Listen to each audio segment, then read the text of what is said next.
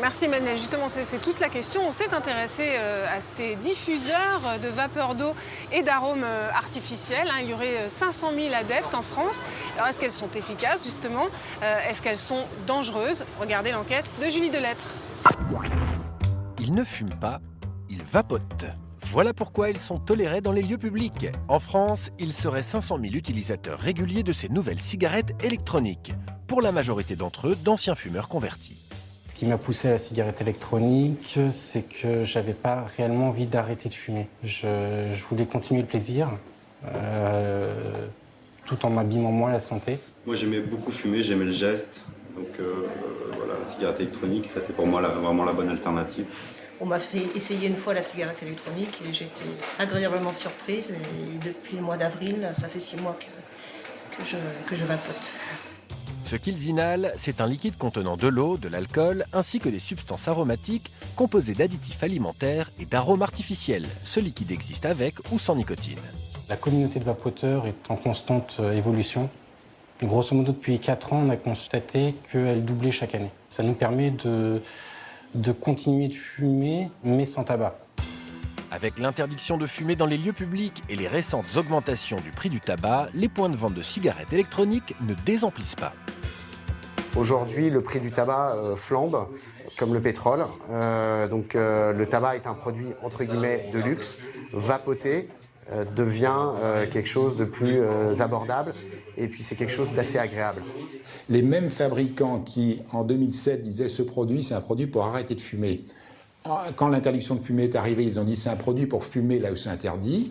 Et maintenant, ils ouvrent des boutiques partout en disant c'est une nouvelle façon de fumer cool. Surtout, n'arrêtez pas de fumer, prenez mon produit. Ce qu'ils veulent, c'est gagner des sous. Et gagner des sous, peut-être au détriment de la santé des utilisateurs. Car aujourd'hui, du côté des professionnels de santé, on s'inquiète. Ce produit est en passe de devenir un produit de consommation courante. Les fabricants voient leur chiffre d'affaires exploser et selon les professionnels, le marché français pèse aujourd'hui déjà près de 10 millions d'euros. Ce magasin parisien voit passer une 50aine de clients par jour. Et au fait, une cigarette électronique, ça marche comment et combien ça coûte? Celui-là, il est à 65,90. Celui-ci à 79,90, 59,90 et 49,90. La cigarette, ça va être une batterie, un atomiseur qui chauffe et qui fait évaporer le liquide que vous mettez dans le réservoir. Ça, c'est les flacons, c'est des liquides que vous mettez à l'intérieur, qui sont saveur tabac, fruité, avec ou sans nicotine et avec différents niveaux de nicotine également. D'accord. Et là, vous avez à peu près l'équivalent de 7 paquets pour 5,90 €. Pour le prix équivalent de 10 paquets de cigarettes, aujourd'hui, on a un produit qui va vous durer 2 ou 3 ans. On a juste à acheter ces petites recharges avec ou sans nicotine pour faire de la fumée. Vous allez un peu plus doucement qu'une cigarette, de façon un peu plus prolongée qu'une cigarette. Les marchands de cigarettes électroniques font maintenant la publicité en disant fumer cool, fumer moins cher et fumer plus safe, enfin moins dangereux.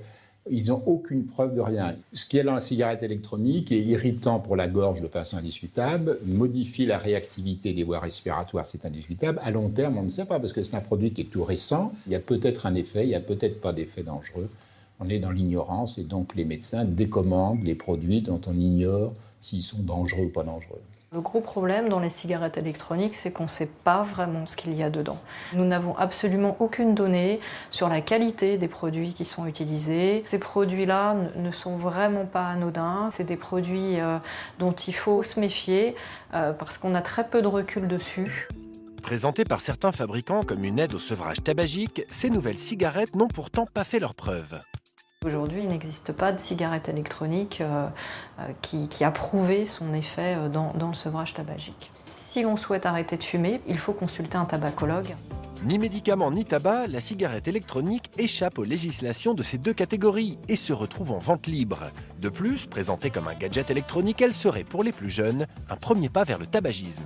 Dans les écoles de Paris, chez les 12-15 ans, 75% des élèves qui ont essayé la cigarette électronique n'avaient jamais fumé une cigarette. Donc il faut que ce produit soit réglementé, soit régulé, soit comme un médicament si jamais il a apporté la preuve qu'il est bon pour la santé, mais il y a encore beaucoup de chemin à faire, soit comme un produit pas ordinaire. Mais on ne peut pas dire que c'est un produit ordinaire. Dans mon supermarché, il y a les bonbons et les cigarettes électroniques l'une à côté de l'autre. C'est quelque chose de tout à fait anormal. Pas assez de recul, pas suffisamment d'analyse, un risque possible et pourtant une consommation croissante. Avec la multiplication des points de vente et la banalisation du produit, il est maintenant devenu indispensable de faire des études précises sur les effets de ces cigarettes électroniques sur la santé à long terme. Au-delà de la cigarette électronique qui ne se vend pas en pharmacie, il existe des dizaines de substituts au tabac ou de produits censés aider à arrêter de fumer. Pour quel